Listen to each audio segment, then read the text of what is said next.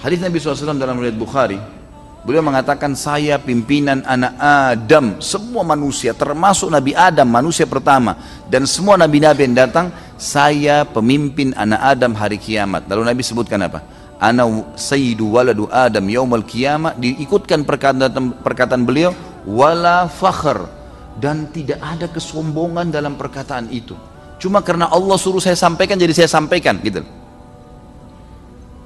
Sayalah orang yang pertama dibukakan kuburan pada hari kiamat, kata Nabi SAW, gitu kan? Dan tidak ada fakhr, nggak ada kesombongan dalam perkataan itu. Ini hanya karena Allah suruh, jadi saya ungkapin untuk memberikan pelajaran kepada umatnya beliau SAW. Kalau semestinya kita faham, kedudukan setinggi apapun tetap kita disuruh merendah, gitu kan?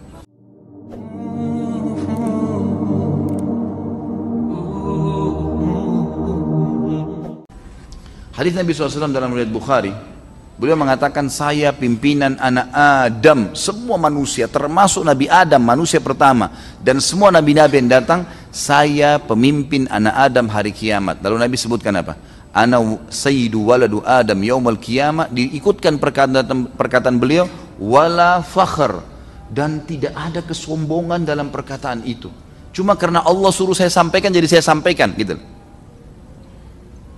Sayalah orang yang pertama dibukakan kuburan pada hari kiamat, kata Nabi SAW, dan tidak ada fakhr, nggak ada kesombongan dalam perkataan itu. Ini hanya karena Allah suruh, jadi saya ungkapin untuk memberikan pelajaran kepada umatnya beliau SAW. Kalau semestinya kita faham, kedudukan setinggi apapun tetap kita disuruh merendah, gitu kan?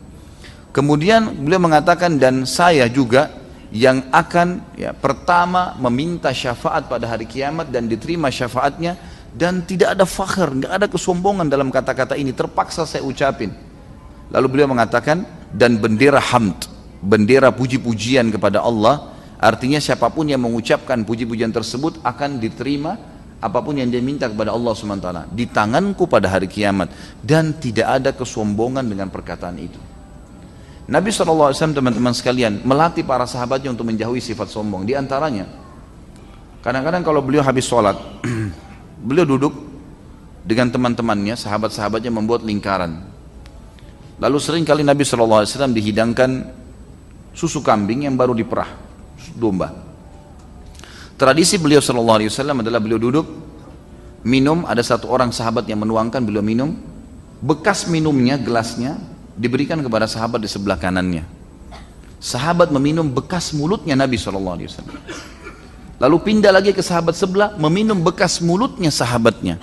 Begitu terus lingkaran sampai kembali lagi kepada Nabi SAW. Dan luar biasa kerendahan Nabi SAW.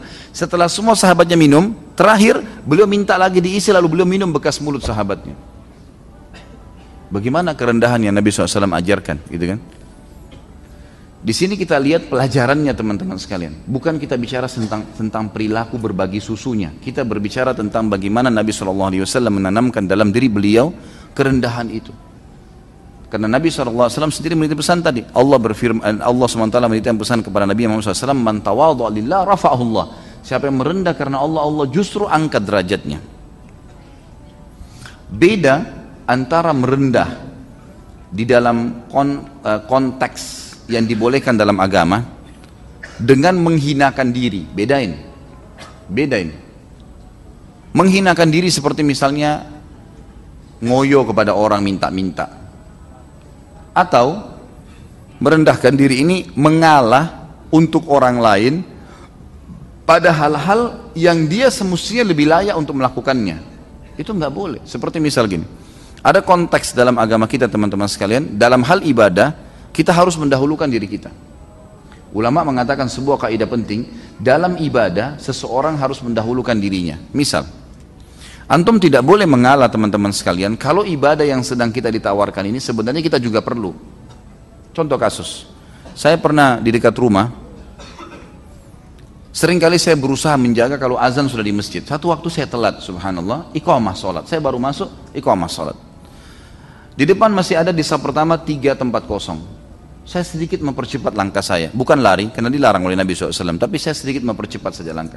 Rupanya ada beberapa tetangga melihat saya agak cepat sedikit jalan, diberikan kesempatan, silakan Pak, saya maju. Pada saat saya masuk ke saf, yang mempersilahkan saya masuk ke saf pertama tadi, dia sholat di saf kedua. Pertanyaannya, apakah ini boleh dalam agama? Padahal niatnya baik loh ya, dia mau mengalah buat saya. Jawabannya tidak boleh teman-teman. Yang boleh adalah dia masuk dulu di saf pertama, kemudian dia lowongkan buat temannya, itu boleh. Nggak boleh dia mengalah kepada orang hal-hal yang dia butuhkan dalam hal ibadah, nggak boleh. Ini masuk dalam bab merendahkan diri, bukan pada tempat, nggak boleh merendahkan diri di sini. Misal contoh yang lain, antum ada uang buat umroh, berangkat umroh, sudah pergi umroh. Ada kesempatan ngumpul duit lagi, ternyata 6-7 bulan kemudian pengen umroh lagi. Ada saudara kita, adik atau kakak kita belum umroh. Lalu ada seseorang di antara kita mengatakan, saya sudah umroh 8 bulan yang lalu, biar dia buat saudara saya umroh sekarang. Benarkah perilaku ini? Niatnya baik loh ya. Ambil dari saya malam ini teman-teman sekalian, perilaku itu salah.